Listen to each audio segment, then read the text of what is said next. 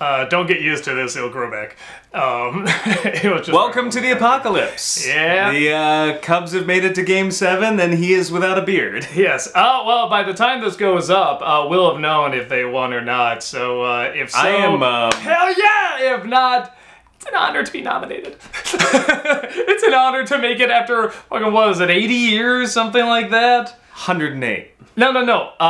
That they won getting there, wasn't it? Like 80-something? Oh, last time they were there, we were dropping atomic bombs on Japan. Yeah. So, you know, happier times. I'm terrified beyond the capacity for rational thought. Well, this is Ghostbusters shit.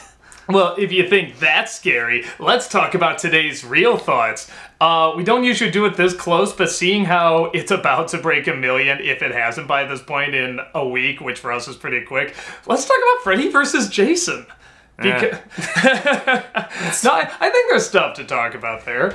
It's just... I think the one thing that I said... And I think it holds true for the whole movie. There was one moment I turned to you and I said, do you realize we are...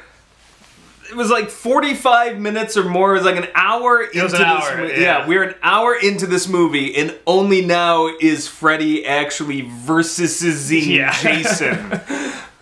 When they did, it was cool. When they are on screen, it's fun. But there's not much of them on screen.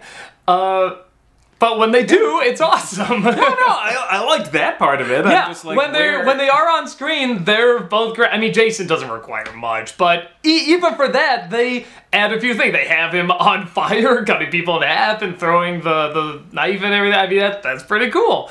And then when Freddy's he's up with his one-liners, being, you know, silly and stuff like that and killing people, but he's mostly out of it until he finally gets his power back. And finally, when they verse each other twice.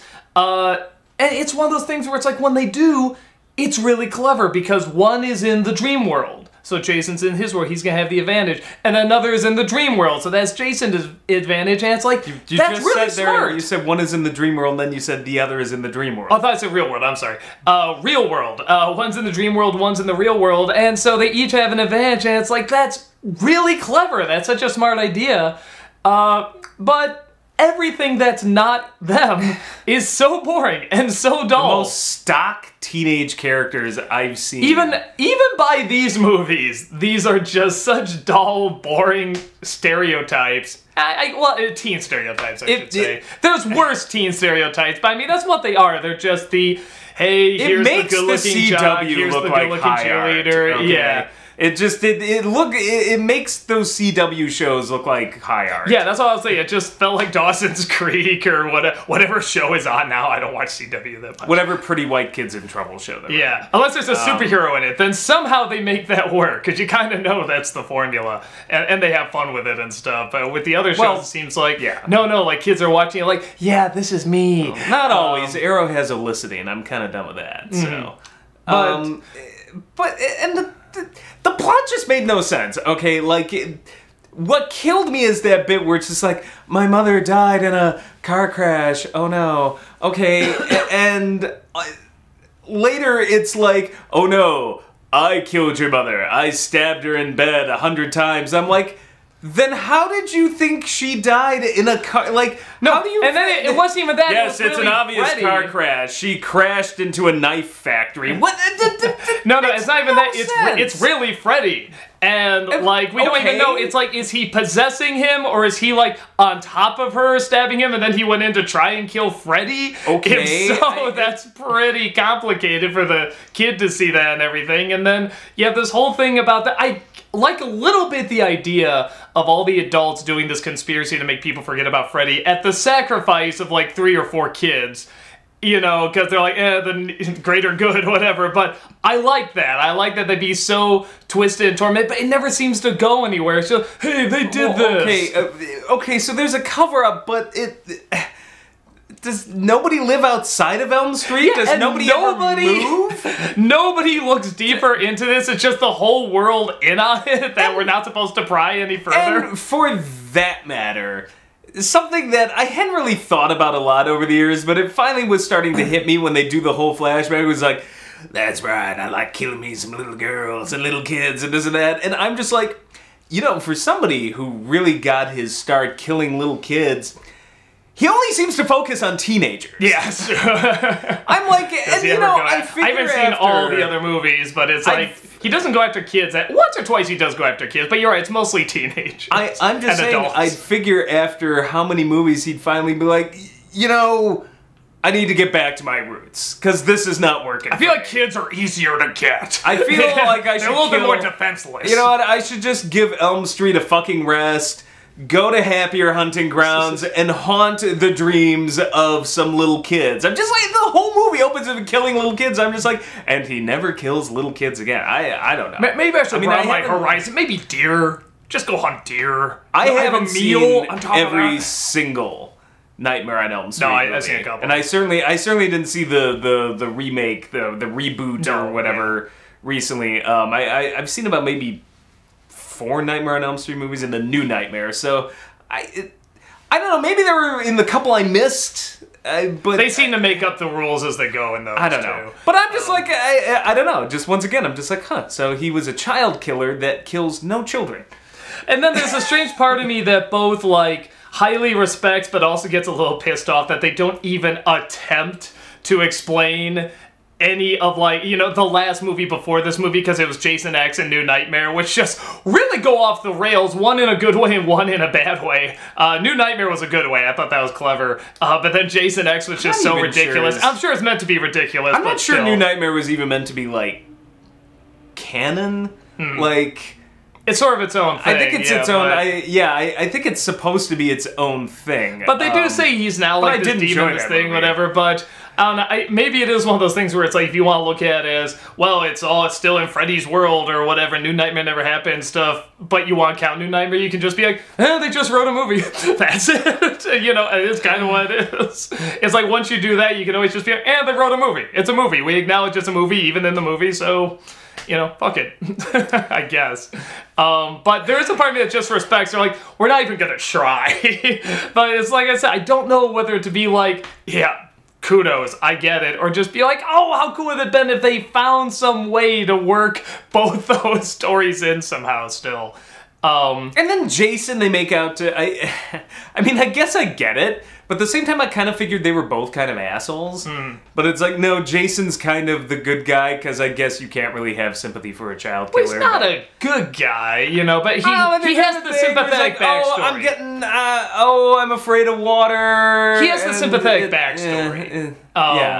Which I like. Again, I want them to be a little different that way, but he'll still just randomly kill people. I mean, just for really no reason. But did you see those teenagers? That was a blessing. Some of the that's why people see them. I've ever met. That's why people see Freddy and Jason as, like, you know, these icons and these heroes, because they kill off all these characters we can't they're doing us a favor. I mean, they are weeding out the Darwin Award winners. It's natural selection going on. I actually really like that scene when the water stopped him, and I can't remember if water was like, I mean, I know he drowns and everything, but I can't remember if that was like an issue. Was he afraid of it in the movies? I can't remember. I don't know if that was a new thing or not, but I like that addition, and I like seeing him afraid, and I like seeing him, you know, resort down to a child crying and stuff like that, and then Freddy has control. I thought that was really clever. I thought that was kind of a cool idea. You'd have to talk to a horror movie aficionado. I am not.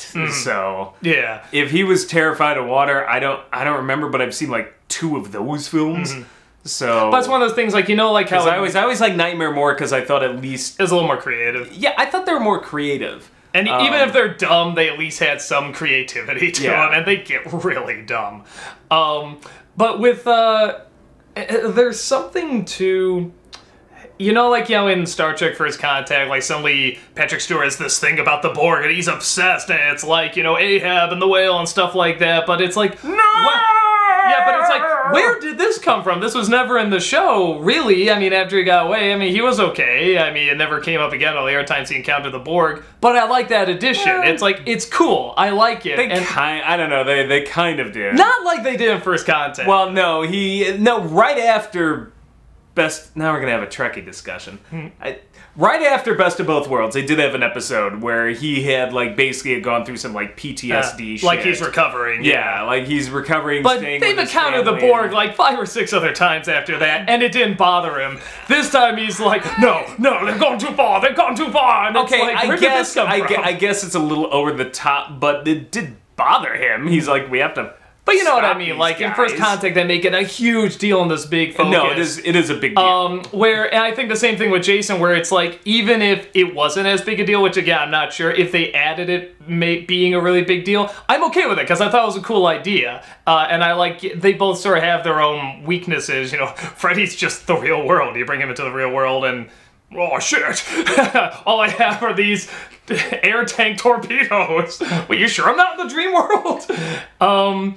But, you know, the fighting when they're fighting is great, and it's good action. That's when the movie finally came alive. Yeah. Now, there were 2 points. It was when Jason came out in the cornfield, I'm like, okay, that's fine. Pretty awesome. Yeah. And then when they finally started fucking fighting. Yeah. But it was like, I swear to God, it was like 40 minutes until any of that. I'm just like... It was an hour until we got our first fight sequence with them. And it's an hour and a half movie. So I guess you could say, like, oh, that's like Batman v Superman, which a lot of people also didn't like. But... There wasn't that much V in it. That's the problem. Yeah, it's for a movie called Versus, there's not been Versus. Batman, Superman, and... Freddy and Jason. Well, you know, and it's funny because I was watching, because I don't know how a lot of the past Versus movies go. Not that there's many, but stuff like Godzilla versus King Kong, or like Frankenstein versus Dracula, or the Wolfman, however many those were. You know, there's a couple, and I don't know if they just had it where they fought at the end and that was it. If so, that's stupid. I mean, I understand building it up, but it's called Versus. You should really have that be the focus. I mean, I understand, like I said, getting the background, setting up and everything, but you should be what the title of your film is. So, because I heard some people saying, like, wasn't it cool that they had 2 fights in this? I'm like, just 2? I want like movie 3 Freddy or 4. versus fucking Jason, that had better be most of the movie, at least in my opinion. Yeah, it's like if in Terminator 2, let's say it was called Terminator 2 versus the T-1000 or something, and they fight once at the end. I feel really ripped off. I'd be like, no, give me a whole bunch of different scenarios where they're fighting, and and there's chases, and there's all sorts of cool stuff. Really Freddy tag team Jason throughout a good chunk of it. Yeah. You're next, I'm next, you're next, I'm next. But hey, it had Dipper. You know what's so funny is I've seen him once or twice in recent photos. Maybe because of the show, I just assumed he was like kind of a scrawny kid. You know, I knew he had like a strong jawline and stuff, but it's like I kind of thought he was just sort of like a scrawny kid. You know, kind of a cracking voice and stuff. Then you see him, it's like, yeah, he's a jock in this. I was really not expecting that. I was like, oh, I didn't know he was like actually like, you Dipper know, will kick your ass. Yeah, he's actually kind of like a football player or something in this movie, or at least looked like one. But there's one line he does. I mean, the teens do fine for what they have to do. They have to be these generic teens, and that's what they do. There's one line that kind of cracks me up. I didn't reference it because it was already long enough. But the when he says that he saw her dad kill her mom, he almost laughs. He's like, you see, I saw your dad kill your mom. He does like a weird, right? kind of thing. And it's one of those things where you just know he's watching it like, I can't believe they went with that take. No, maybe it's true. It really happened. Let me consult the book. It's one of those things where I just saw it. I was just like, oh, that's not the take. I saw Grunkle Stan do it. What? The insurance money will be great. We'll make it look like a car accident. Who wants to help bury a body? Me. I am very glad how few Dipper jokes I did, by the way, in this. I just made a joke. I could have made more with the book, but nope, I kept it simple. So, yeah, I'm trying to think what... This guy has also done Bride of Chucky, which was also trying to sort of bring back you know, the whole thing with Child's Play. And again, it's kind of this similar movie where it's like when it's kind of funny and you see the 2 dolls together and stuff, it's kind of fun and kind of cool. It's self-aware. It's definitely self-aware. It opens with the guy finding the Chucky doll in a storage place that has Michael Myers' mask and I think like, and I want to say Jason's mask and like Freddy Krueger's glove or something like that. So it's very, very self-aware. I think this one's a little self-aware, but not much. It's definitely not like Bride of Chucky. I feel like that's a particular problem with horror movies. I guess it's just because they go on so long. You always get to that point where they just become self-aware, and it's like, well, I guess we're going to make fun of it now. Well, and it's weird, I guess now having kind of grown up with it, seeing other movies that just kept coming out every Halloween, like Saw and Paranormal Activity, and seeing them kind of get worse and worse, it's kind of like, okay, I guess I understand it. You know, they sort of find something that you like, and it's like, there's kind of something in each film that's kind of neat, and it'll keep you coming back. The Purge is hilarious because that became self-aware like really quickly compared to no, I saw the third movie. I'm not gonna say it's like great or anything, but it is the best of the films. It's like on the verge, like I might actually say that's a good film. Like it's amazing to turn around those films. Well, not amazing, but very impressive. But yeah, there is this self-awareness that I think almost has to come from these horror films when they do get, you know, just sillier and sillier, or actually start off from silly beginnings when you think about it. Chucky's a silly beginning, Freddy Krueger is a silly beginning. Friday the 13th, I guess, not that silly, but kind of very quickly becomes silly. So, yeah, it's one of those things where it's like it's not like there's no effort. You can tell, like, this guy knows how to frame a shot fun. He has some fun things with depth of field. He's obsessed with the color blue. And you just know he has like 3 or 4 scenes where I'm like, I'm gonna make this amazing. This is gonna be in all the trailers, and everything else is, okay, action, cut, fine, he's just thinking of those 3 or 4 scenes. I was like, I gotta get to this scene, I gotta get to this scene. I will say this, it's a competently made film. We've seen a lot more incompetently made films, but a competently made film, when you're like, oh, Freddy versus Jason, I'm like, I don't want competence, I want something awesome. I want awesome, yeah. And when, again, there are some awesome scenes that, you know, and when it is awesome, great! Why couldn't the rest of the movie be like that? It's kind of like, I mean, we're no, you know, surprise we give this away in the last one, but it's like in Ninja Turtles Out of the Shadows, it's like, there's some really awesome scenes. I wish Why couldn't the rest of the movie be awesome? Yeah. So yeah, it's one of those things where it's like, I can't say I hate it, I just hate waiting to get to those awesome scenes and seeing every single boring, dull, non-interesting thing. Why not focus on what made those movies so awesome and have those coming back, not just the checklist stuff of, okay, we have to have this because it's in the film, so just put it in. Let's not add anything different. Let's not make it interesting. Let's just put it in because it's on the checklist. So that sucks. But when they do the actual Freddy vs. Jason, the title of the film, it's really cool. So if that's what you're looking for, you'll have a good 10 minutes? Maybe that. 10, 15 if you're lucky. But it's a solid 10. It's a solid 15 minutes, but... That's the only part of that movie that was a solid 10. Yeah.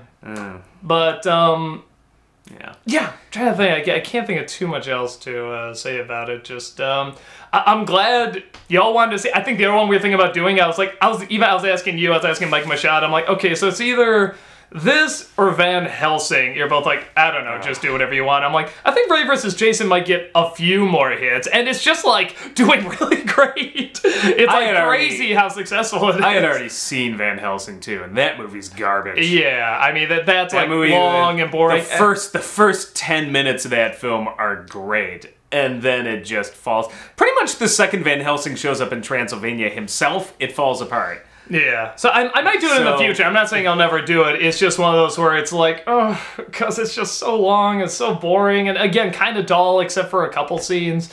So, I don't know, we'll probably get to it at some point, but man, I'm glad. I was just like, maybe Freddy vs. Jason, it's a little shorter. Maybe you'll get a few more hits. So, I'm glad you guys liked it. I'm glad you're sharing it around and everything, and yeah, I guess that's about it, and we'll just see you on the next Real Thoughts. Hopefully this will be back. Bye. Go Apocalypse.